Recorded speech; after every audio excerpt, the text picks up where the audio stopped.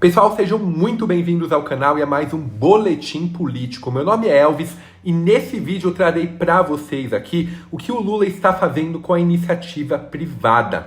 Não é a primeira vez que ele critica aí as empresas privadas, achando que todos os bancos são mauzões, mas ele vem passando dos limites. Então, ele quer tornar o Estado cada vez mais forte e a gente sabe o porquê. Cada vez mais a gente tem cabides de emprego, a gente vê pelo número de ministérios que o Brasil tem com a gestão dele. Também nesse boletim, pessoal, falarei sobre mais uma que o Alexandre de Moraes aprontou. A máscara dele finalmente caiu. Ele que vive dizendo que todas as decisões são técnicas, eu vou mostrar para vocês que as decisões não são técnicas, senão ele estaria impunindo várias empresas grandes aqui ao redor do Brasil. Eu vou dar todos os detalhes. Além disso, tem mais algumas novidades aqui. Vou mostrar como o Bolsonaro está dominando o Lula nessas eleições municipais e muito mais. Então sejam muito bem-vindos ao canal. Caso você ainda não seja inscrito, eu te convido a fazer a inscrição e ativar o sino de notificações. Dessa forma, sempre que a gente postar um vídeo novo, você ficará sabendo. E nesse canal, todos os dias eu trago um boletim político para vocês. Vamos começar aqui, pessoal, falando só sobre as eleições municipais e como o Bolsonaro vem dando um banho no Lula, nos candidatos do Lula. Em 17 capitais, candidatos chancelados por Bolsonaro registram melhora na intenção de votos. Então, muito provavelmente a esquerda vai sair mais fraca ainda dessas eleições municipais. Aqui em São Paulo, tudo indica que não vai ganhar. Em grandes capitais também vai perder aqui o posto. E o Bolsonaro está colocando muitas cabeças. Já colocou no Senado e agora a questão dos prefeitos mais fortes do que nunca. Então, para vocês terem uma ideia, a nova rodada da pesquisa Quaest mostrou que pouco mais de 2 semanas da eleição, os candidatos apoiados por Jair Bolsonaro, que têm adotado estratégias diferentes em relação aí aos padrinhos do Lula, tiveram variações mais positivas do que os candidatos aí do Lula, principalmente nas grandes capitais. É o que aponta um levantamento realizado, pessoal, pela Globo, para vocês terem ideia como a coisa tá feio, com base nas intenções de votos medidas em 24 cidades nos últimos dias. Em 17 capitais, aliados do Bolsonaro registraram melhora nas intenções de voto. Nesse grupo, 6 tiveram crescimento, considerando a margem de erro. Já entre os apoiados pelo petista, houve oscilação positiva em 7 capitais e crescimento apenas em Fortaleza, onde Evandro Leitão passou de 14% para 21%. Os resultados passam tanto pela tática de se colar em Bolsonaro, quanto em si, em alguns casos, distanciar. Por exemplo, aqui em São Paulo, tem um público que gosta do Ricardo Nunes, que não gosta muito da forma, assim, da abordagem, às vezes, que o Bolsonaro traz. Então, o Nunes está ali com o Bolsonaro, mas não está, ele não está fazendo campanha. E está dando certo. O Marçal, que seria o indicado pelo Bolsonaro, tem problema com o partido do Bolsonaro, o PL.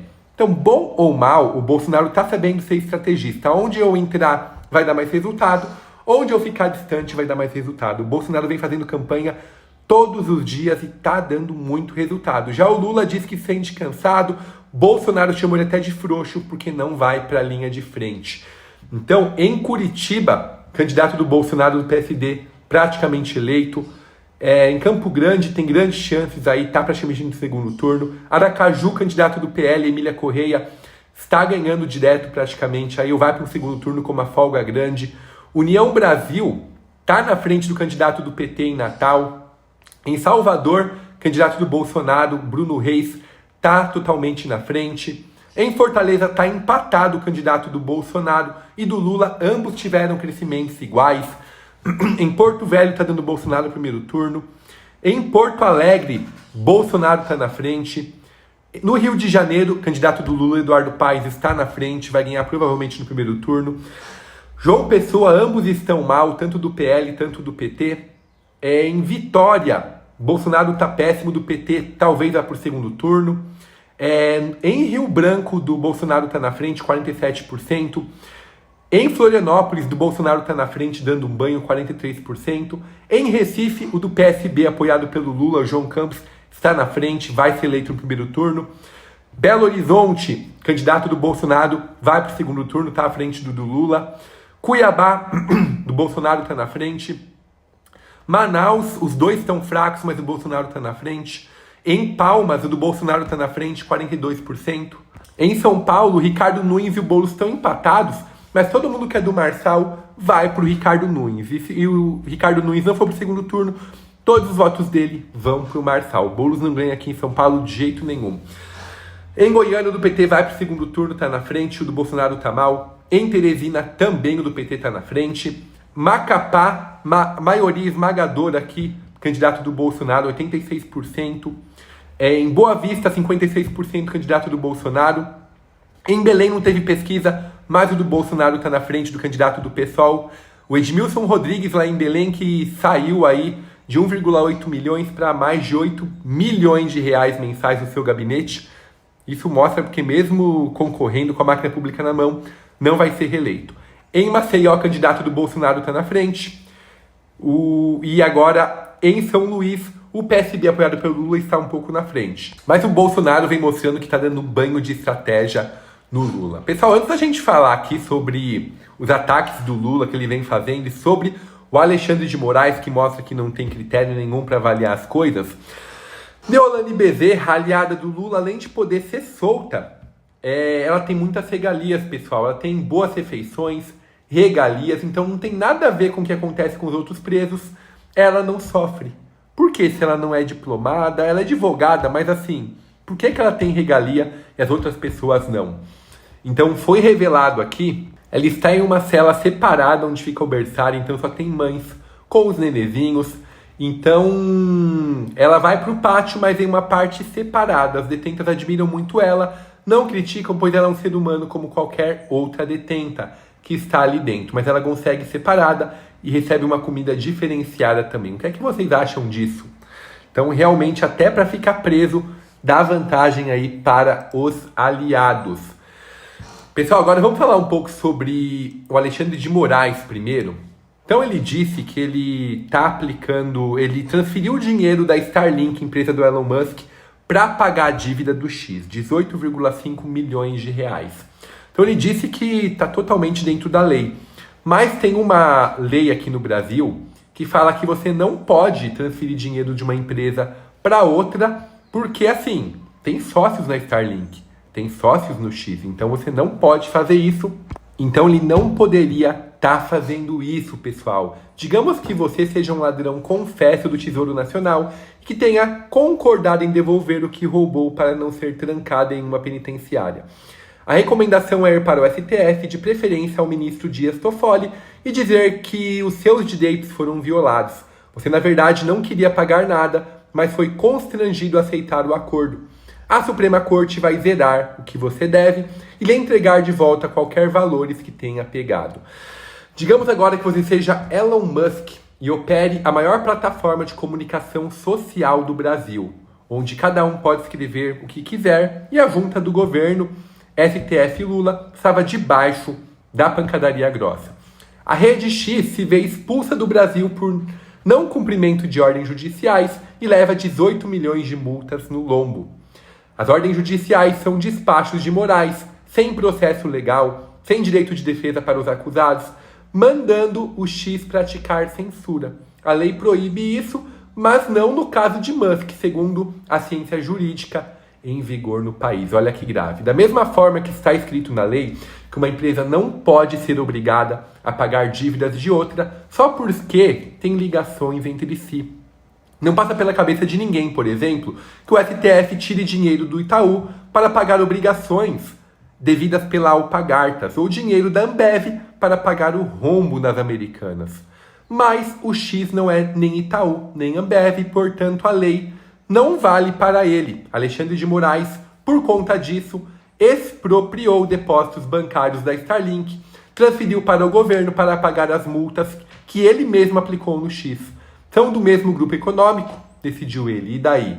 Então a gente vê que ele realmente, tudo isso aconteceu lá com as Americanas, um rombo aí gigantesco de bilhões de reais. Não foi feito nada, tá todo mundo ali, jogando a culpa em um laranja que entrou depois, ficou elas por elas. Agora é o X, que o Moraes é contra, aplicou multas gigantescas. Então a gente vê a mesma medida sendo aplicada de formas diferentes. Isso é extremamente grave, pessoal.